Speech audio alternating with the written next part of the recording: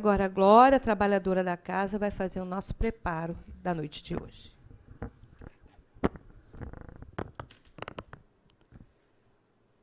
Boa noite a todos. A leitura de hoje é do livro Vida Feliz, psicografado por Divaldo Franco, ditado pelo espírito de Joana de Ângeles. Deus dotou-te de força de vontade. Se te parece fraca, é porque não a tens exercitado. Toda e qualquer função orgânica ou moral necessita de exercício a fim de atender com rapidez aos comandos mentais. Treina-a nos pequenos hábitos viciosos, buscando corrigi-los, e lentamente vai passando para desafios mais expressivos. Através de uma vontade disciplinada, conseguirás atingir os objetivos máximos da tua atual existência. Não desistas se de início fracassares. Joana puxa um pouquinho a nossa orelha, porque ela diz que essa vontade, essa força de vontade, ela precisa ser trabalhada através de exercícios mentais, para que a gente atinja a nossa autorrealização. Mas se a gente parar para pensar, o que determina o nosso modo de viver é o nosso padrão de pensamentos. Então, se nessa caminhada evolutiva nós estamos nos propondo a ser bons espíritas, nós temos que combater diariamente as nossas tendências. Precisamos, para isso, então, mudar os nossos pensamentos.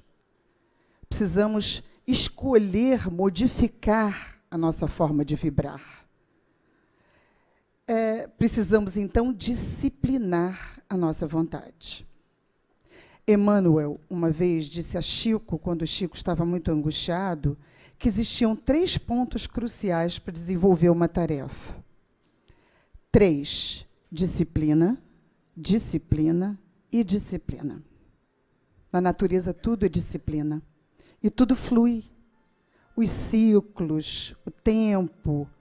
Se nós conseguirmos escolher, disciplinar as nossas ações, é como se nós fôssemos adquirir novos hábitos. E aqueles hábitos viciosos, que são a preguiça, a invigilância, o ócio, o egoísmo, eles vão ficando para trás. Claro que a gente tem que fazer um esforço.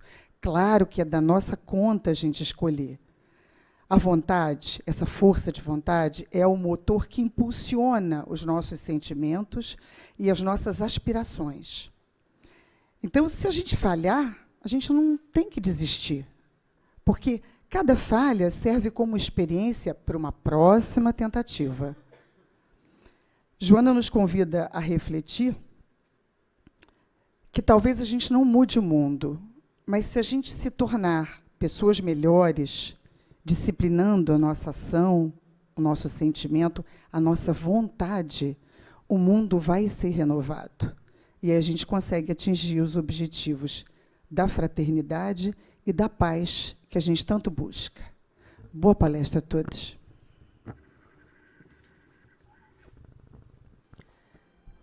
Deus, nosso Pai, de infinito amor, de infinita bondade, nós aqui estamos, Senhor, reunidos em Teu nome, para mais uma noite de estudos, de aprendizagem, de confraternização. Por isso te pedimos, Pai amado, nos envolva a todos, nos sensibilizando a alma, para que a gente possa apreender em profundidade o estudo que será trazido para nós nesta noite. E pedimos também a você, Joana, nossa mentora querida, nossa mentora amorosa, que envolva carinhosamente o Nelson, o nosso amigo querido, nos estudos que ele trouxe para nós nesta noite. Graças a Deus.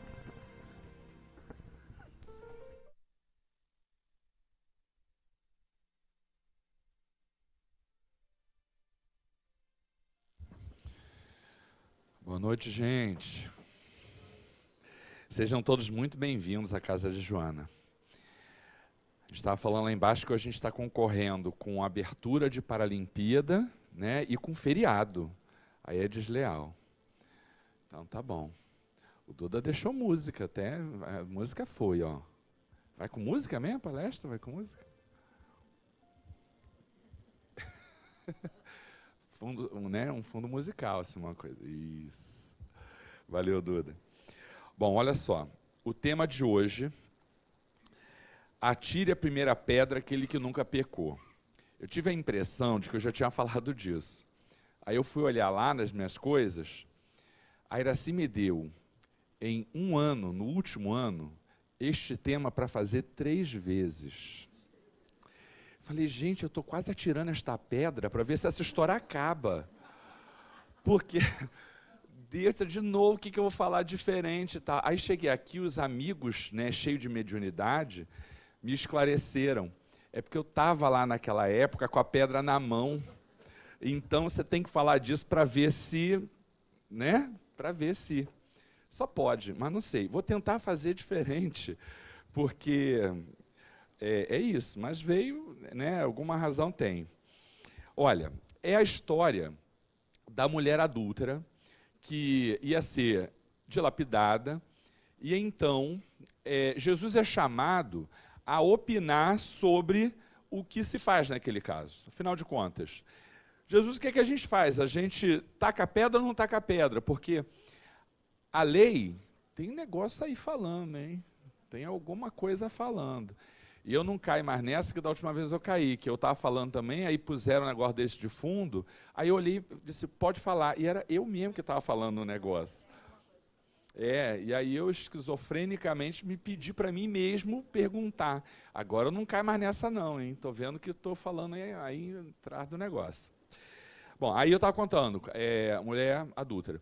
A mulher adúltera, e aí chegam para Jesus. Jesus, afinal de contas, joga a pedra ou não joga a pedra? E aí, Jesus percebe a armadilha em que ele estava sendo colocado. Porque, repara, a lei estabelecia que a pena para adultério fosse o apedrejamento. A pena é essa, a pena estabelecida pelo Estado. E Jesus pregava toda a sua doutrina de amor, que não era compatível com essa conduta. Se Jesus diz não pode jogar pedra, ele se enrasca todo com as autoridades daquele momento. Se ele diz que é para obedecer à lei, ele está sendo incoerente com a sua doutrina de amor. De qualquer sorte, assim pensavam os fariseus, nós vamos colocar Jesus numa dificuldade. Recado.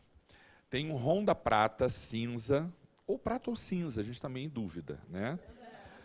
No meio termo. Na entrada para cadeirantes. Não, do palestrante não é. Perguntaram se é do palestrante, meu não é. Placa FHS 6070. FHS 6070. Por favor, então. Tirar o carro lá que está atrapalhando. E aí eu dizia.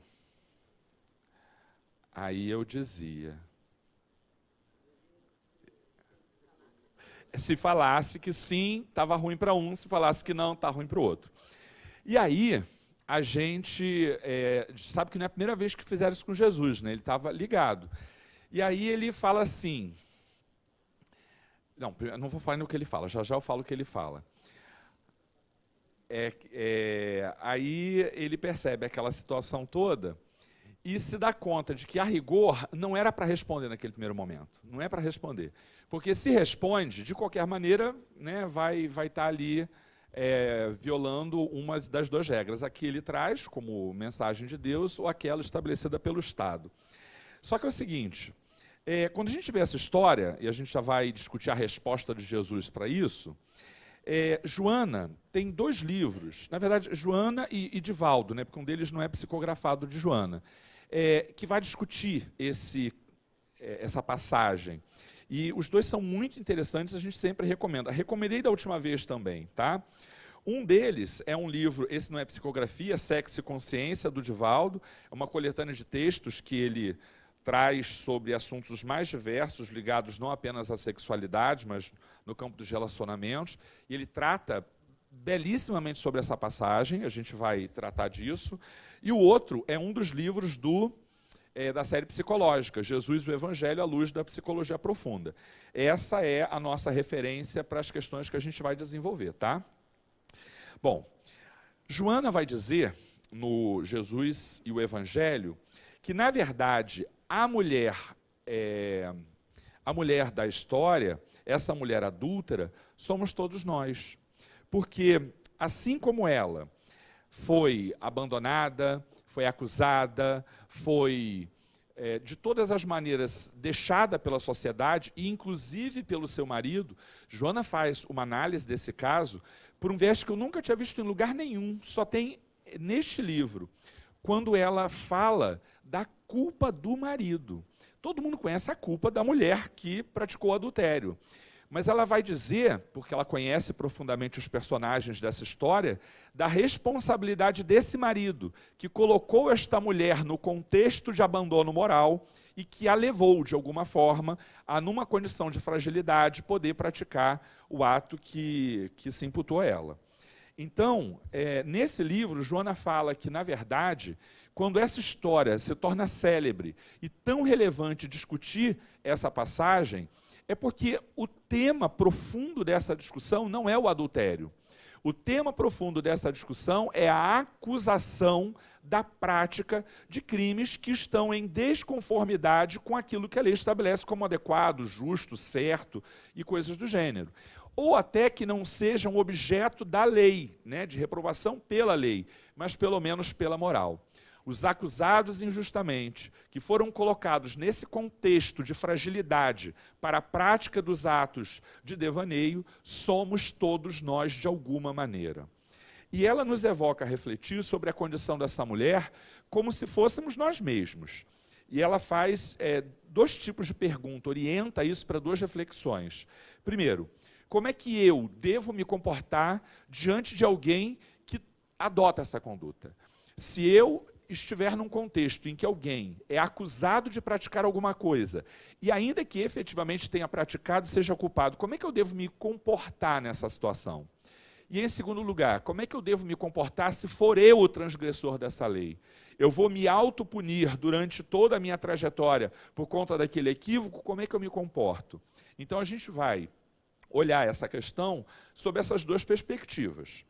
Bom, e aí, Joana aponta dois aspectos sob esse dúplice olhar que ela apresenta. O primeiro deles, que é um pouco mais longo, e a gente deve ficar com ele aí grande parte da fala de hoje, tem a ver com o papel que a figura feminina tem ao longo da história. Joana fala que a história sempre foi muito cruel com a figura feminina. E não é à toa que, em uma de suas encarnações, ela vem exatamente com o papel específico de minimizar este olhar de desequilíbrio que se lançou sobre a mulher, sendo ela uma das primeiras feministas da história em uma das suas encarnações. Eu me lembrei que uma vez eu estudava com meu filho e tinha lá num dos livros dele a informação de que em algumas culturas primitivas, quando a mulher morre, o homem casa de novo. Mas quando o homem morre, a mulher tem que ser enterrada junto com ele.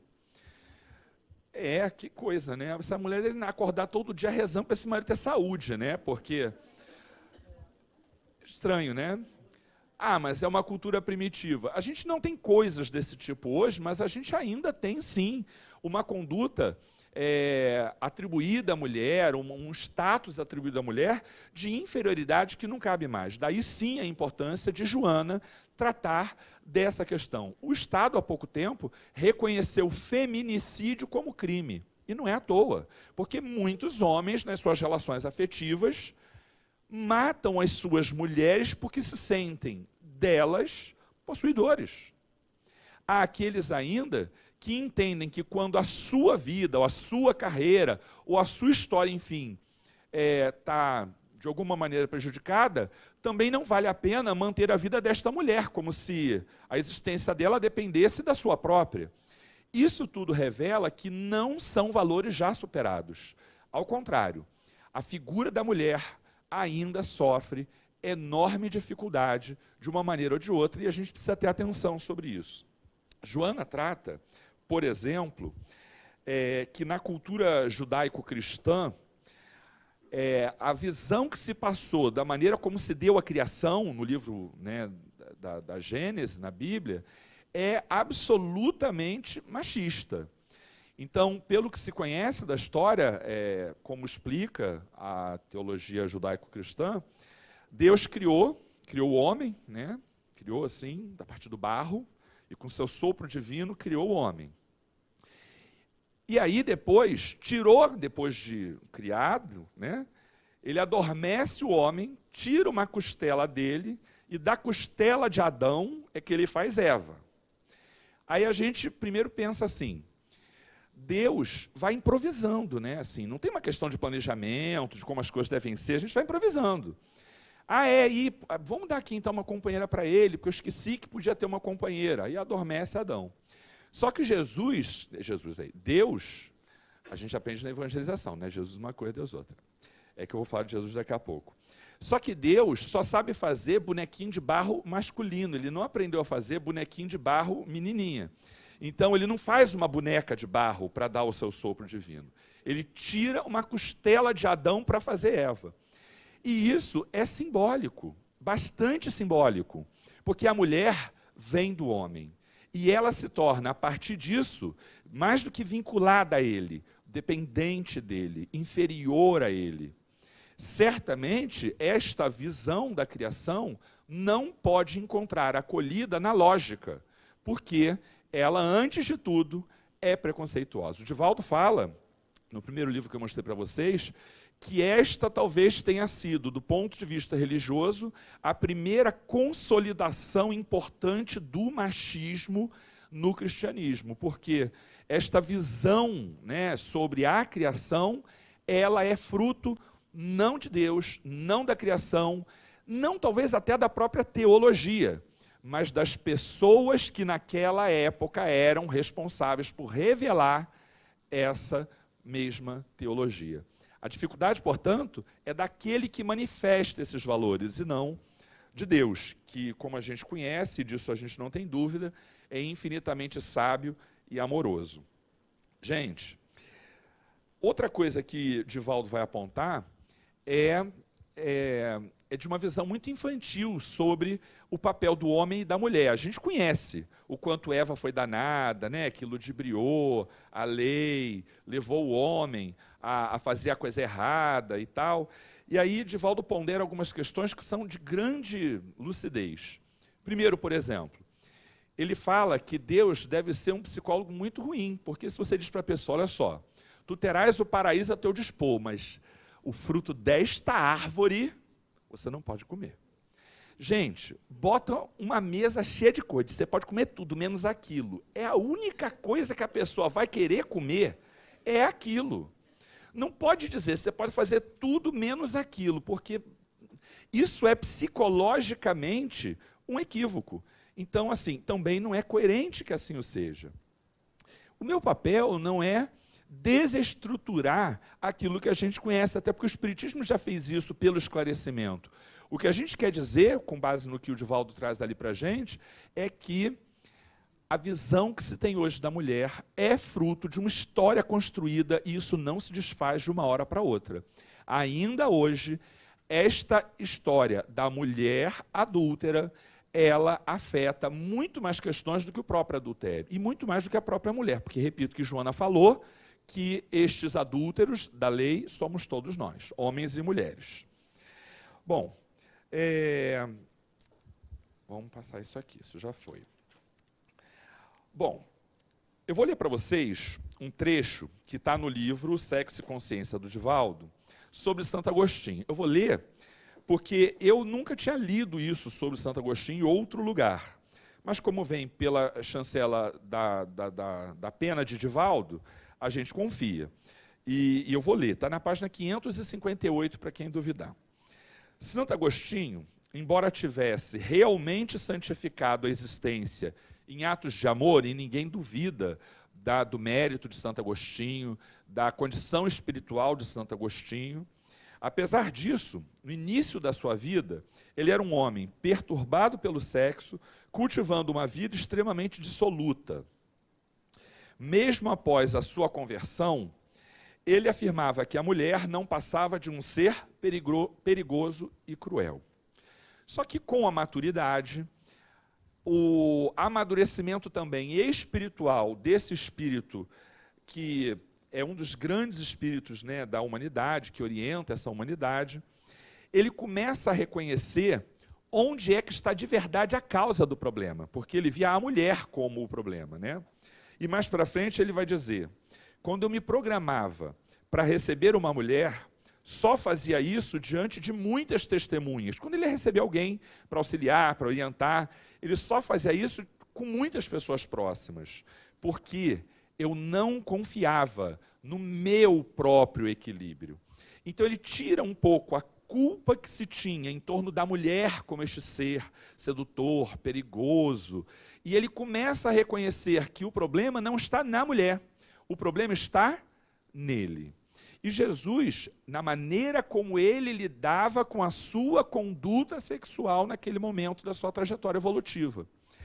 E aí, nesse momento, Joana tem uma orientação que é fabulosa. Grande parte das dificuldades que a gente tem com essas condutas pseudo-moralistas, elas são muito mais reveladoras do que existe em nós, do que existe efetivamente naquele que a gente critica. Se a gente parar para pensar, quando alguém critica uma conduta porque é equivocada, a crítica é porque a conduta é equivocada, ponto.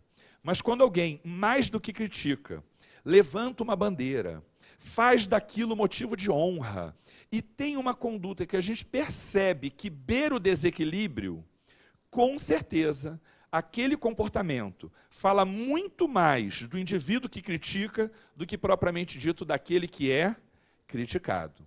Porque o equívoco é do outro, e quem responde pela conduta equivocada é o outro. Se eu me mexo muito com isso, isso fala de mim muito mais do que do outro. Nós temos visto alguns candidatos, e eu não estou falando de política brasileira, porque a gente aqui não faz isso, eu pelo menos não faço isso. Mas nos Estados Unidos a gente pode falar, até porque está mais longe, a gente não tem aí paixões em torno disso. A gente está vendo que houve alguns candidatos, e um deles está aí agora, sobreviveu até o momento, né, que polarizou grandes ataques a determinadas parcelas de minorias, e isso fez dele alguém que recebeu apoio. O que eu quero dizer é que até hoje a gente tem pessoas que usam da estratégia de polarizar valores em termos, né, de minorias, de teses em torno de temas polêmicos, porque ainda hoje nós temos a tendência de, em nos identificarmos com essas pessoas e fazermos pequenos grupos, agregando forças de resistência para aquilo que constitui progresso para a humanidade. Algumas pessoas incapazes de desenvolver, e eu já não estou falando mais, né, da questão que eu citei agora, algumas pessoas incapazes de, por meio próprio, com valores elevados, com conteúdo consistente, com mérito de conduta, levantarem algumas bandeiras, elas funcionam como verdadeiras representantes daqueles que ainda se encontram entre nós em razão de desequilíbrio. E isto ajuda estas pessoas a terem alguma evidência social. Isto acontece em todos os lugares onde a gente está, no trabalho, em qualquer lugar, em maior ou em menor grau. E Joana fala que, como força de resistência para esse mundo de regeneração que começa a se estabelecer, é muito comum que essas pessoas se agreguem em torno dos mesmos objetivos. Razão porque a gente precisa pensar muito qual é a nossa conduta diante desses contextos. Eu vou confessar que eu tenho algumas reflexões sobre isso, porque esta é a época em que eu gosto pouquíssimo de olhar Facebook. Porque quando começam eleições, o povo começa a apostar muito nesse negócio de política, e aí começa a brigar, porque um coloca, aí o outro já não gosta daquilo, começa a se opor. Isso gera uma situação quase bélica, quase de fragilidade das relações por conta das suas opiniões, porque ainda não temos a maturidade suficiente para compreender que a gente pode ter opiniões diferentes, defender sim essas opiniões, sem que isso abale de alguma maneira as relações. E como a gente não tem esta maturidade, a gente acaba sendo objeto, massa de manobra desses movimentos. Joana vai dizer assim: do ponto de vista psicológico, condenar vorazmente os outros pelas suas atitudes, aquilo que revolta e desequilibra alguém de forma intensa, o que incomoda, na verdade, diz muito mais sobre o que existe dentro de nós do que a gente manifesta. Essa é, como eu vinha falando, uma oportunidade muito interessante de a gente ainda pensar para que caminhos a nossa reforma íntima deve nos conduzir. Às vezes, algumas pessoas têm dificuldade de saber onde está a causa das suas dificuldades. Porém, eventos como esse ajudam muito a gente a perceber o que a gente traz como valor que está guardado na nossa memória espiritual. A Iracy tem uma fala aqui muito recorrente, e isso eu aprendi com ela, porque, antes de eu explicar porquê, eu vou só ler esse pedacinho da Joana, tá? Isso está lá no Jesus Evangelho.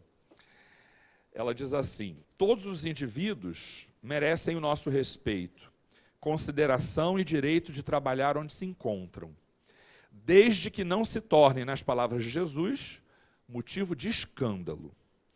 Todos eram contra a mulher adúltera, todos, naquele episódio evangélico em que ela seria flagelada em nome do delito.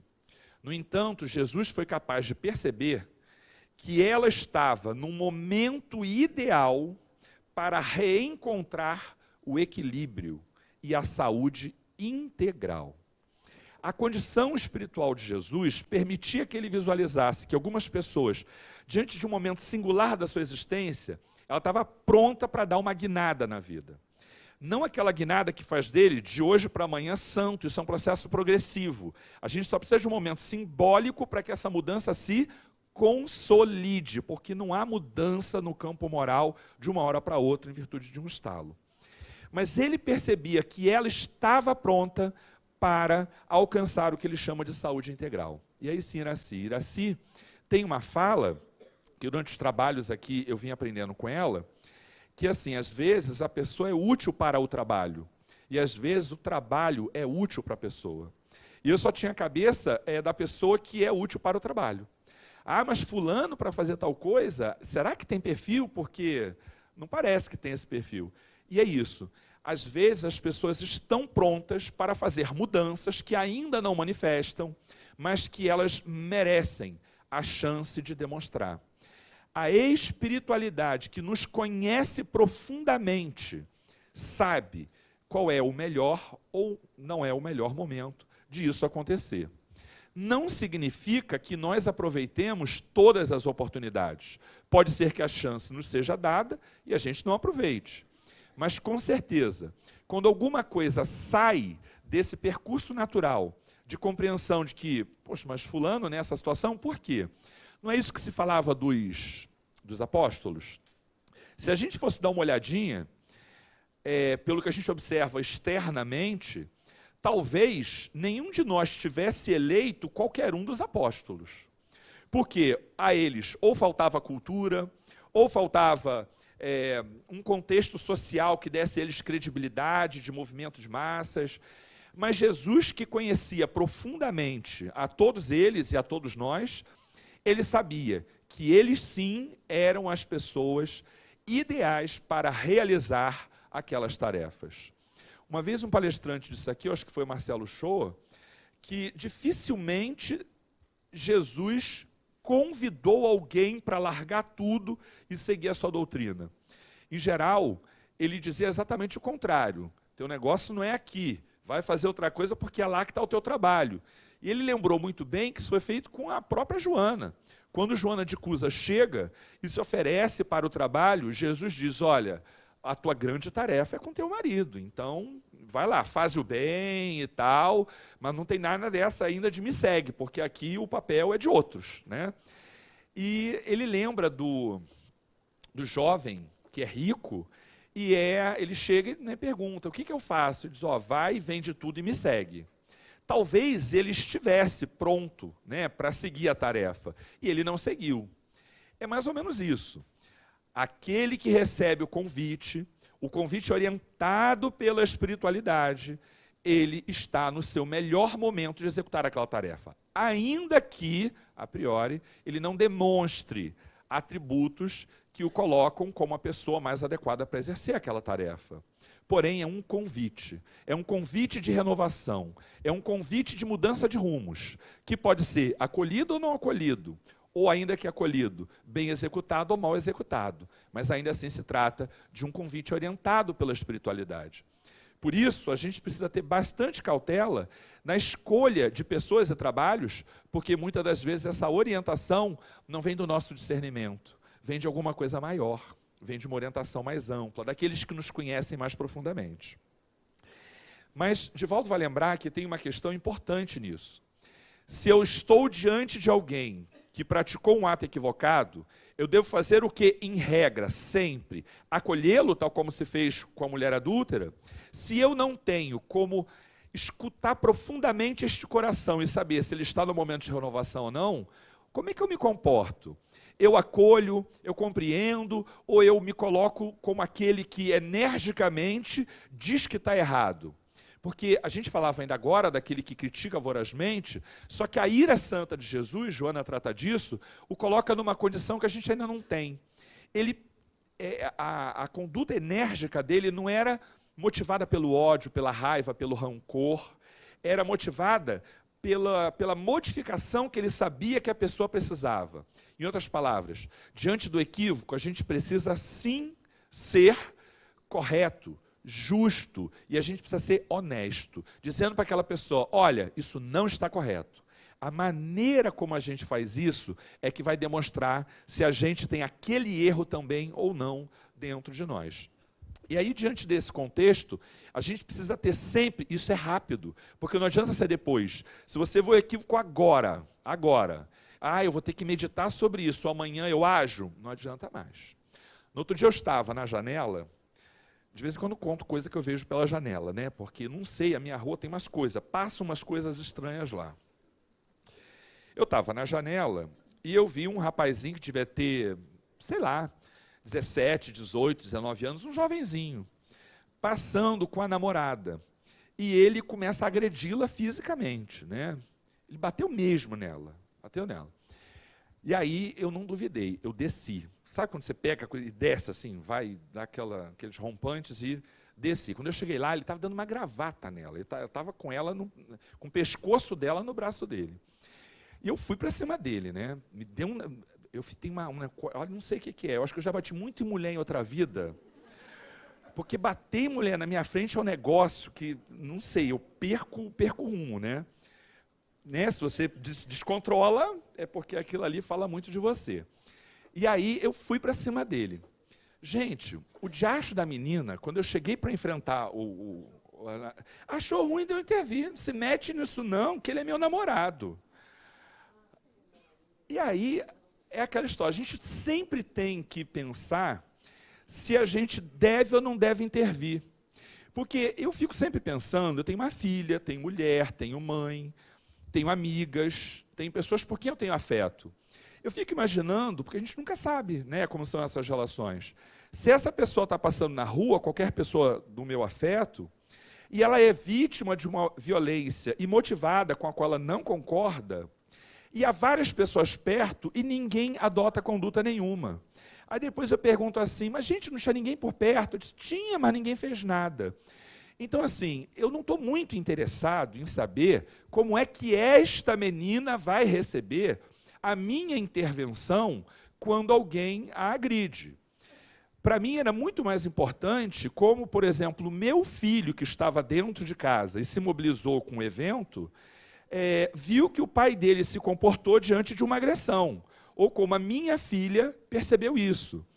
Então, o que a gente, na verdade, está falando aqui agora é que a gente sempre tem que fazer escolhas sobre eu vou intervir ou não vou intervir, e como eu vou intervir, com energia ou com acolhimento. A energia, repito, não precisa ser a da modificação do seu humor, do seu equilíbrio, porque se assim o for, já está errado. Mas será que algumas questões exigem de mim uma conduta enérgica? Eu vou agir de um jeito ou de outro? Refletindo sobre isso, o Divaldo fala uma coisa que eu acho assim fabulosa. Não nos falta orientação, não nos faltam elementos para a gente tomar essas decisões. Nós é que muitas das vezes nos mostramos impermeáveis a tudo isso.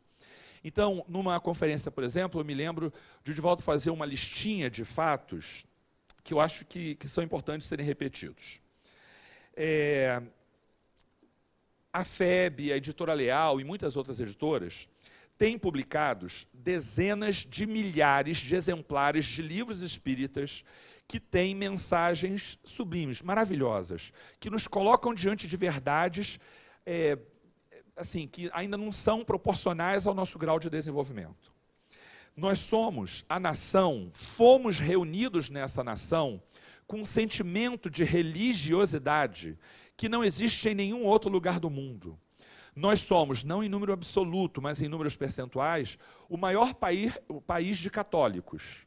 Nós somos, inclusive em número absoluto, o maior país com espíritas. E nós somos o segundo maior país em número de evangélicos.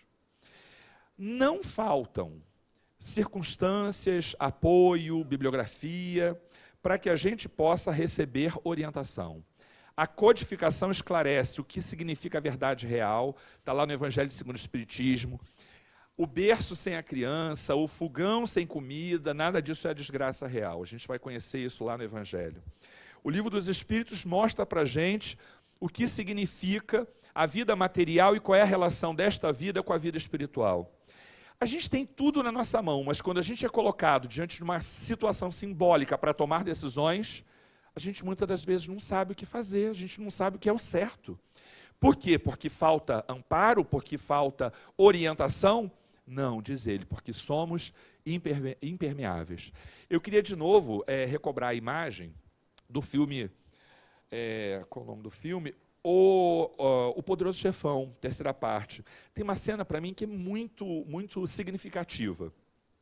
Quando o personagem principal conversa com o padre, o padre se dirige a uma espécie, sei lá, de uma pia, por falta de um nome mais adequado, tá? E tira lá de dentro uma pedra. A pedra estava imersa na pia. E ele aperta com força a pedra, e a pedra, que era porosa, se esfacela. E ela está seca. O material da pedra é seco. E ele faz a seguinte frase: vê esta pedra? Ela está imersa na água. Ele retira, quebra, como eu já expliquei. A água cerca a pedra de todos os lados, mas não penetra nela. É assim também com o povo europeu. Por séculos, o cristianismo esteve e ainda está aí, por todos os lados, mas nunca penetrou verdadeiramente, de fato, no coração dos homens. Esta frase reforça exatamente o que o Divaldo dizia.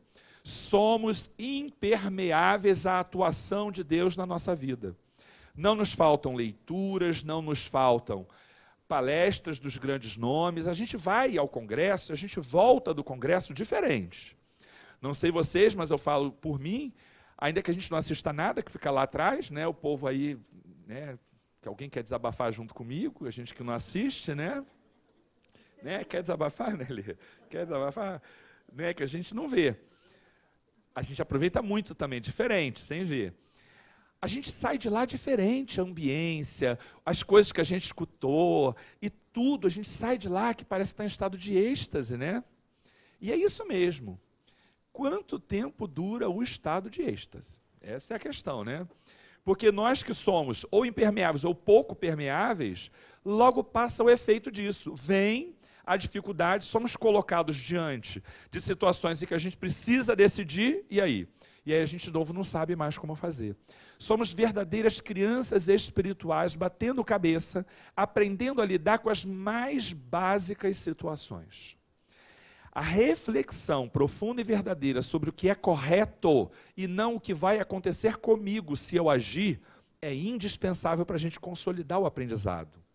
Quando eu avalio demais, se eu agir, se eu intervir, o que vai acontecer, que tipo de perigo eu vou sofrer e coisa do gênero, essa cautela é razoável, né? Porque tem aí também um instinto de sobrevivência.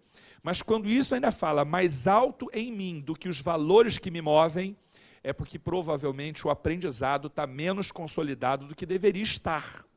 Joana de Ângeles, na última encarnação de que a gente tem notícia, aqui no Brasil, na Bahia, quando ela teve notícia de que os soldados invadiriam o convento e estuprariam as freiras, né, porque a questão material aconteceria de qualquer forma, porque a invasão aconteceria, ela toma a atitude mais adequada, a de oferecer a própria vida em defesa daquelas que estavam sob a sua responsabilidade. Se colocou ali, atrasou o povo e foi tempo suficiente para que elas fugissem por uma passagem lá que o convento tinha estrategicamente colocada, como nessa época havia, para situações desse tipo. Bom, chegamos ao fim dessa primeira reflexão, porque a segunda é bem mais rápida.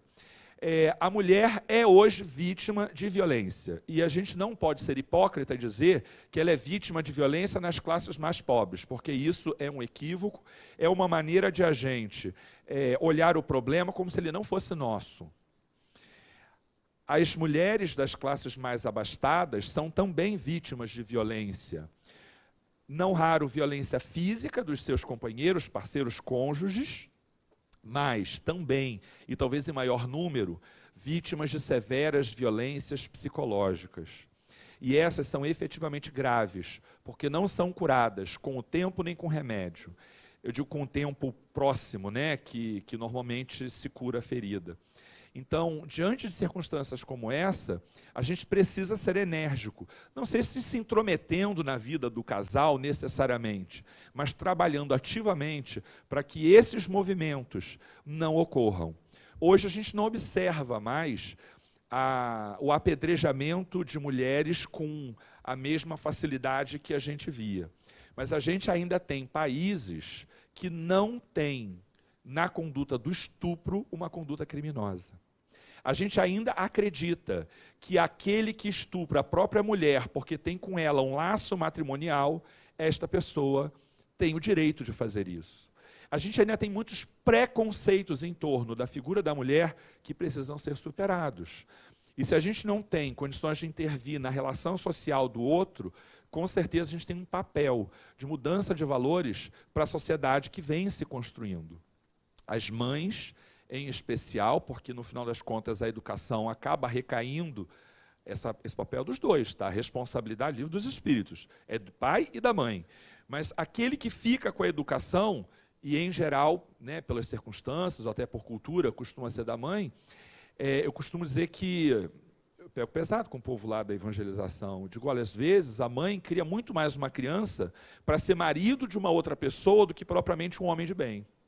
E a gente não pode esquecer que a responsabilidade desses valores é nossa. Para fechar, Jesus, nessa passagem, recebe de Joana, no livro Jesus e o Evangelho, à luz da psicologia profunda, uma análise belíssima de Joana, perdoe, não é nesse não, é no outro, é no Sexo e Consciência, sobre a questão do ânimos e do ânima. E Joana vai intuir Divaldo para que ele reflita sobre a seguinte questão. Jesus, nessa passagem, alterna. Quando ele é chamado a agir, ele age, ele não se omite. Ele diz para quem está ali, quem não tiver pecados, que atire a primeira pedra. Mas ele não fica parado, ele começa a escrever, o que parece uma conduta muito passiva. Joana revela, isso também não li em outro lugar, não sei aqui, que ele vai escrevendo no chão o pecado de cada um daqueles que ali se encontram. E como aquela história do profundo conhecedor da psicologia. Alguém diante de um contexto como esse para escrever, dá uma vontade danada de saber o que ele está escrevendo, né? E vão todos se aproximando, e conforme eles vão chegando, ele vai escrevendo ladrão, hipócrita, assassino. E ele, quando pergunta, quem não tiver pecados atira a primeira pedra, ele, na verdade, está trazendo para cada um a orientação do não fazer. Ele não tem uma conduta passiva, ele corre um enorme risco nesse momento, mas ele faz o que precisa fazer. Agora, quando a mulher vem falar com ele, qual é a conduta dele? De acolher, de receber, de incentivar. Então ele vai alternando entre o arquétipo da masculinidade, da virilidade e da acolhida. Que sejamos nós também aprendizes dessa conduta, que de uma hora para outra, não por desequilíbrio, eu alterne entre a energia e o acolhimento, porque eu tenho a exata medida daquilo que constitui o meu papel, que fui colocado diante de uma situação difícil, para com ela aprender e com ela ensinar. Esse é um desafio para todos nós, que a gente possa ter equilíbrio de reconhecer a medida exata de todas as coisas. Fiquem com Deus.